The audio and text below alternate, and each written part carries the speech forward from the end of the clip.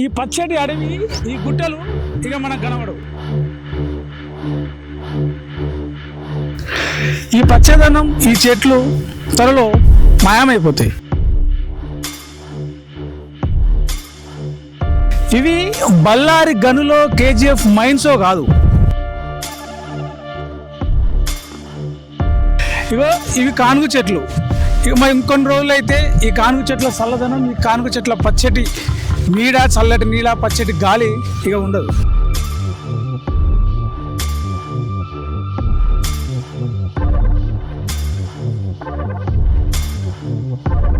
మేము బతకలేము, మాకు వద్దు ఫార్మసీ వద్దు.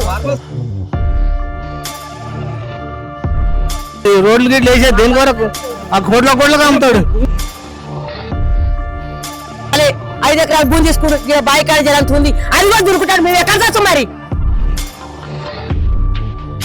పేదలకు భూమి ఉంటే దాని మీద వీళ్ళు పంట పండించుకొని వాళ్ళ జీవనం గడుపుకుంటారు.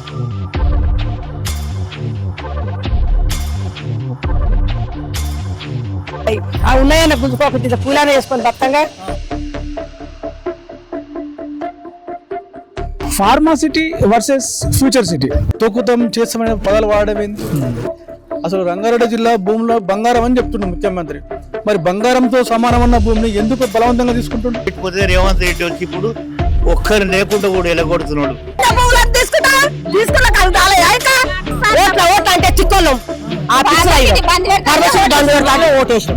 నష్టపరిహారం ఇచ్చినా ఇవ్వకుండా మాకు ఇప్పుడు ఫార్మసిటీ వద్దు. మా భూములు మాకు ఇస్తే మేము ఏదైనా కూలి నాలు చేసుకొని బతాం, కానీ మాకు ఏదొద్దు. మేము ఎట్లా బతకాలి? ఏ కొడుకులు పెడతారు మరి భూములు? మేము ఎట్లా బతకాలి? మేము కష్టం సచ్చగా కష్టం చేసుకొని బతాం. ఫార్మసీట్లు వద్దు సార్. నాకు ఒక 2 ఎకరాల భూమి, మా ఆయన చచ్చిపోయాడు. మా పిల్లలు చిన్న పిల్లల్ని ఆ భూమి అమ్ముకోవద్దు, నా భూమి ఉంటే నా పిల్లలు పోతారు, ఒక ఇంటి పిల్లల్ని ఇస్తారు అనుకున్నాను. అది కూడా నేను ఇంట్లోనే ఉన్నా, మొన్న పోయి మొత్తం సాఫ్ చేసింది. వచ్చి ఇంట్లో వచ్చి బేవాసులు వచ్చి పడ్డా. మరి అప్పుడు నా పరిస్థితి ఏంది? మా ఊరు మొత్తం మీద ఒక ఎకిరిస్తాం, పెరిగిస్తాం. మా జనాల మొత్తం చేసి తెచ్చి అన్న గుంతలు వేసి మన్ను కొడిపి వాడు పర్వతం పెట్టుకోవాలి. రైతుల భూములను, ప్రజల భూములను, ప్రజల ఆస్తులను కాపాడాల్సిన ప్రభుత్వమే ఇట్లా బాహటంగా భూములు గుంజుకుంటుంటే మరి రైతులు ఏం చేస్తారు? ఆయన ఊళ్ళకి రాని పరిస్థితి పెడతాడు. ఆయన మమ్మల్ని బొంద పెట్టిన అందరు కూడా.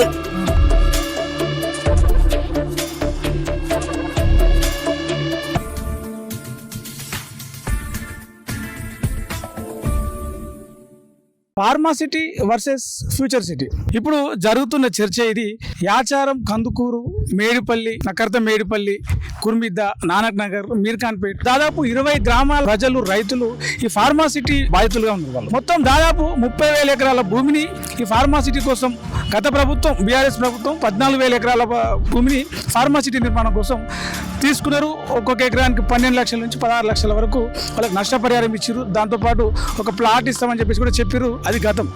అయితే బీఆర్ఎస్ అధికారంలో ఉన్నప్పుడు, ఇప్పుడు ఎవరైతే అధికారంలో ఉన్న కాంగ్రెస్ పార్టీ నాయకులు ఉన్నారో, ముఖ్యమంత్రి రేవంత్ రెడ్డి కావచ్చు, స్థానిక ఎమ్మెల్యే మల్లెడ్డి రంగారెడ్డి కావచ్చు, సీతక్క కావచ్చు, కోదండ రామరెడ్డి కావచ్చు, వీళ్ళందరూ కూడా ఫార్మాసిటీని మేము వెనక్కి తీసుకుంటాం, మమ్మల్ని గెలిపిస్తే ఈ ఫార్మాసిటీని రద్దు చేస్తాం, రైతుల భూముల్ని కాపాడుతామని చెప్పి అప్పట్లో ఎన్నికలకు ముందు వచ్చి ఇదే రైతులను నమ్మించి ఓట్లు వేసుకున్నారు. అధికారంలోకి వచ్చిన తర్వాత ఈ ఫార్మాసిటీ కోసం తీసుకున్న భూములు వెనక్కి ఇవ్వకపోగా అదనంగా మరో 16,000 ఎకరాల భూమిని తీసుకొని అక్కడ ఫార్మాసిటీ కట్టకుండా ఫార్మాసిటీని రద్దు చేస్తున్నామనే కల్లబొల్లి పైకి ఒక మాయమాటలు చెప్పి 4th సిటీ పేరుతోటి దాదాపు 30 నుంచి 40,000 ఎకరాల భూమిని ఈ కాంగ్రెస్ ప్రభుత్వం రైతుల దగ్గర నుంచి, ఈ భూ బాధితుల దగ్గర నుంచి తీసుకుంటున్నది. వాళ్ళకి సరిపడా నష్టపరిహారం ఇవ్వకపోవడమే కాకుండా ఆన్లైన్లో ఏదైతే ధరణి కానీ భూభారతి పోర్టల్ ఉందో అందులోంచి వాళ్ళ పేర్లను కూడా తీసేసింది.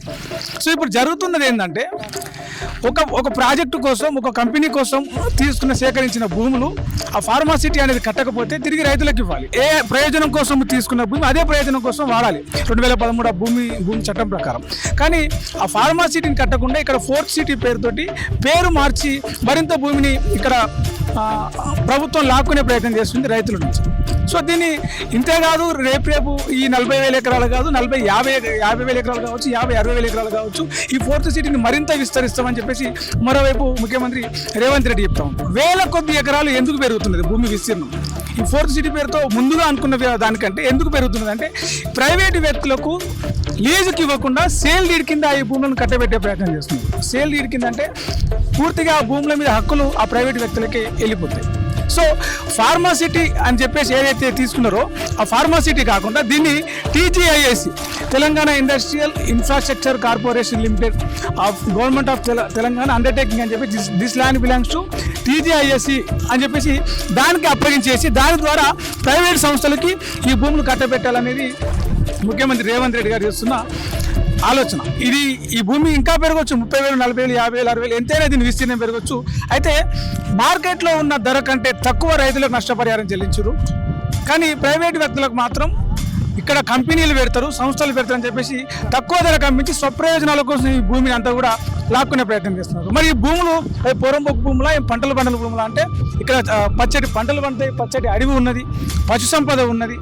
వీటన్నిటి కూడా ఫార్మాసిటీ విషపు కాలువల పేరుతో మాకు వద్దు, మాకు ఫార్మాసిటీ వద్దు, ఒకవేళ ఫార్మాసిటీ కట్టకపోతే మా భూములు మాకు ఇవ్వాలని చెప్పేసి రైతులు అంటుంటే ఇక్కడ ఫార్మాసిటీ కట్టం, మీ భూములు మీకు ఇవ్వం, 4th సిటీ కడతాం, ఫ్యూచర్ సిటీ కడతాం, ఏఐ ఆర్టిఫిషియల్ ఇంటెలిజెన్సీ క్లబ్లు పెడతాం, డేటా సెంటర్లు ఏర్పాటు చేస్తామని చెప్పేసి ఈ ప్రభుత్వం చెప్తుంది. వచ్చి మీటింగ్లు పెట్టి మొత్తం రైతులందరినీ చైతన్యం చేసి టీఆర్ఎస్ గవర్నమెంట్కి ఓటు వేయకుండా మాకు వేయాలని చెప్పి ప్రజలందరినీ చైతన్యం చేస్తే అప్పుడు ఇక్కడ ఉన్నటువంటి ఈ కూలీలు, రైతులు, ఇక్కడ ఉన్నటువంటి ప్రజలందరూ కూడా, ఈ 4 గ్రామాల ప్రజలందరూ కూడా మాకు సాయం చేస్తారని నమ్మి కాంగ్రెస్కి ఓట్లు వేయడం జరిగింది. అధికారంలోకి వచ్చిన తర్వాత వాళ్ళు ఫార్మాసిటీని రద్దు చేస్తారని చెప్పి కల్లిబుల్లి కబ్బులు చెప్పారు తప్ప దాన్ని పూర్తి స్థాయిలో అమలు చేయలేదు. ఇప్పుడు ఫ్యూచర్ సిటీ పేరుతోటి మీర్ఖాన్పేటలో ఫ్యూచర్ సిటీ ఏర్పాటు చేస్తామని మా గ్రామంలో, తాటిపర్తిలో ఈ 4 గ్రామాల రైతులందరూ చెప్పి కొంత ప్రచారం చేస్తూ ఉన్నారు. వాస్తవానికి ఫార్మాసిటీ వచ్చినా, ఫ్యూచర్ సిటీ వచ్చినా భూములు అయినటువంటి వీళ్ళందరికీ కూడా ఎలాంటి ప్రయోజనం లేదు. అసలు యాదగిరి 2 వీళ్ళకి కేసులో ఉంది, కుమార్ 2 కేసులో ఊరు, వీళ్ళు చాలామంది ఇట్లకి రైతులు ఇక్కడ బుచ్చన్న, మక్కపల్లి బుచ్చన్న, వీళ్ళందరూ చాలామంది మా గ్రామంలో అనేక మంది రైతులు కూడా కేసులు వేసారు. వాళ్ళని ఆన్లైన్లో ఎక్కియట్లేదు. వాళ్ళకి రిజిస్ట్రేషన్ ఇప్పుడు ఒక బిడ్డ పెళ్లి ఉన్నా అప్పు కట్టుకుందామని వాళ్ళ దగ్గర అమ్ముకుందామని అవకాశం లేదు. వాళ్ళకి రిజిస్ట్రేషన్ లేదు, రైతు బంధు లేదు, రైతు బీమా లేదు, రైతు భరోసా లేదు. ఆఖరికి ఇప్పుడు పంట పండిస్తే సొసైటీ బ్యాంక్ పోతే కూడా యూరియా బస్సులు కూడా ఇవ్వట్లేదు వాళ్ళకి. నష్టపరిహారం ఇచ్చినా ఇవ్వకున్నా మాకు ఇప్పుడు ఫార్మసిటీ వద్దు, మా భూములు మాకు ఇస్తే మేము ఏదైనా కూలినాలు చేసుకొని బతాం, కానీ మాకు ఏదొద్దు. ఆయన ఇస్తాడు కూడా, కొలువులు బాగానే ఇస్తాడు. ఆయన ఏడా కొలువులు ఇస్తా, ఇంటికో కొలువు ఇస్తా, అది ఇస్తా, ఇది ఇస్తానే ఉన్న భూములు గుంజుకున్నాడు. ఆ భూములు గుంజుకున్న కూడా ప్యాట్లు కూడా గతలేవు, ఇంకా ఆ ప్యాట్లు కూడా ఇస్తలేడు. అంటే ఏం చేస్తామన్నా మేము కలువా కొయ్య, పచ్చిని కలువా కొయ్య పోతాం అని చేస్తాం. మాకు మా బతుకు కూరగాయలు ఇంకా కాసి వెళ్తాయి. మనం 30 ఏళ్ళు 40 ఏళ్ళలో పెట్టుకుంటాడు. నా సోటిది నేను 40 ఏళ్ళకి ఎక్కువ నన్ను పెట్టుకుంటాడు. ఆయన మేము ఎట్లా బతకాలి? ఏ కొడుకులు పెడతారు మరి బువ్వలు పెడతారా? మేము ఎట్లా బతకాలి? మేము కష్టం కష్టం చేసుకొని బతాం. మాకు సీట్లు వద్దు సార్, ఒక ఇంటి పిల్లని ఇస్తారు అనుకున్నాం. అది కూడా నేను ఇంట్లోనే ఉన్నా, మొన్న మొత్తం సాఫ్ చేసారు. వచ్చి ఇంట్లో వచ్చి పేవాసులు వచ్చి పడ్డా. మరి అప్పుడు నా పరిస్థితి ఏంది? పైసలు ఇవ్వలే. ఇక మేము తెల్లకి వచ్చినాం అంటారు వాళ్ళు. మేము కొలువులు ఇచ్చినా మేము బతకమా? నీళ్ళకు, ఆ వాసనకు మేము బతకలేము. మాకు వద్దు ఫార్మసిటీ వద్దు, ఏ కంపెనీ వద్దు మాకు. మా భూములు మాకు కావాలంటే ఇక ఇప్పుడు కోని భూములు మా భూములకు రావద్దు. మీకు దయచేసి చెప్తున్నాం కానీ మాకు ఫార్మసిటీ వద్దు. ఉన్న భూములు తీసుకోవద్దు, మా ఊళ్ళో ఫార్మసిటీ పెట్టవద్దు. ఉన్న భూములు తీసుకోవద్దు, ఉన్న భూములను తీసుకున్న కలుతాలే ఇంకా కట్ట భూములను తీసుకుంటా ఇంకా మరి మమ్మల్ని అంతరికి బంధు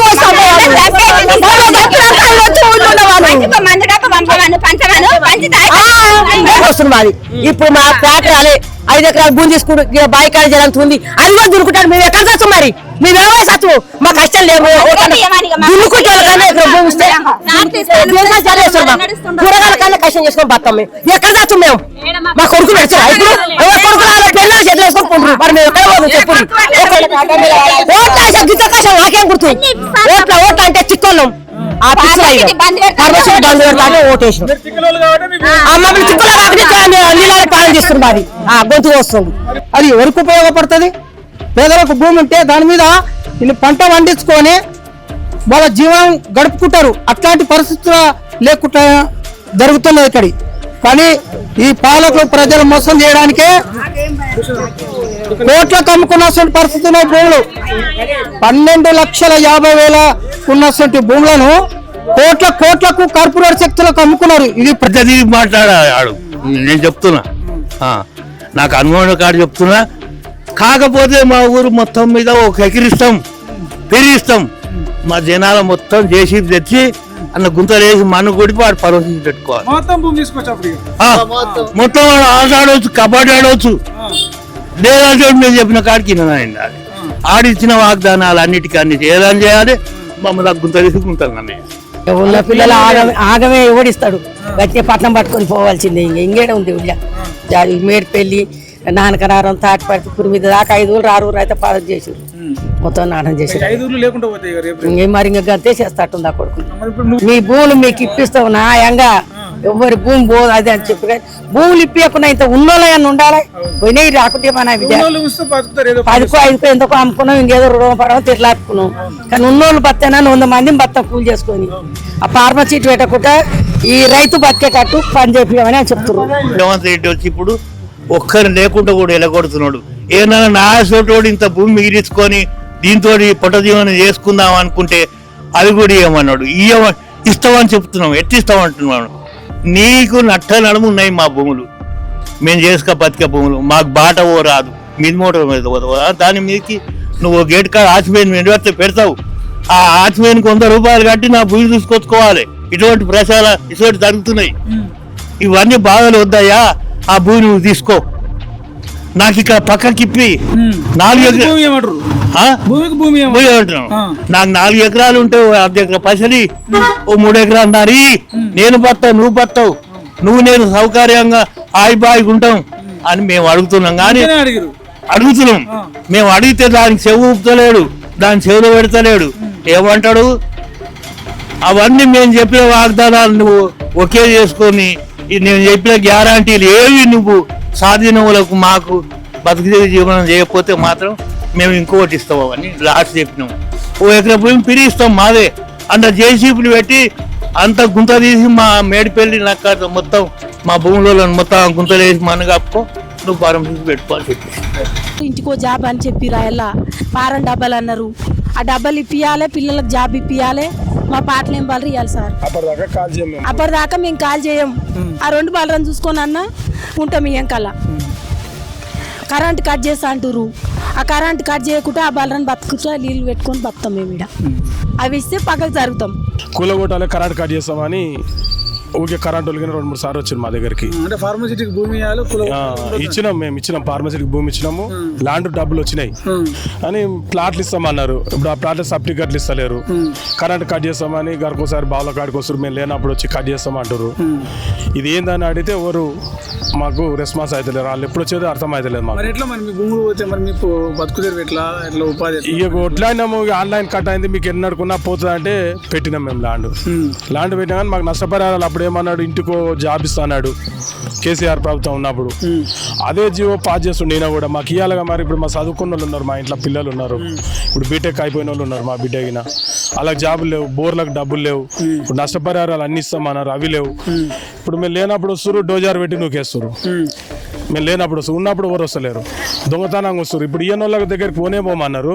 మొన్న ఒక రైతుని బిగ్గర పట్టుకోరు, ఆడియోని ఆడ ఉండి పోలీసు వాళ్ళు పట్టుకొని మొత్తం మరికట్లు మొత్తం జడగొట్టించారు. ఇప్పుడు ఈ బర్రెలు నీయేనా? నావే. భూమి పోతే బర్రెలు ఎట్లా బతకాలి, మీరు ఎట్లా బతకాలి? ఇక ఏం చేయాలి, ఇది అర్థం అవుతలేదు మాకు. మాకు ఇచ్చే ప్లాట్లైనా సర్టిఫికెట్లు ఇస్తే మేము మా బాధ మేము ఎక్కడైనా పోతాము, ఏమన్నా చేస్తాం. 24 గంటలు కష్టం చేసుకొని బతికేది.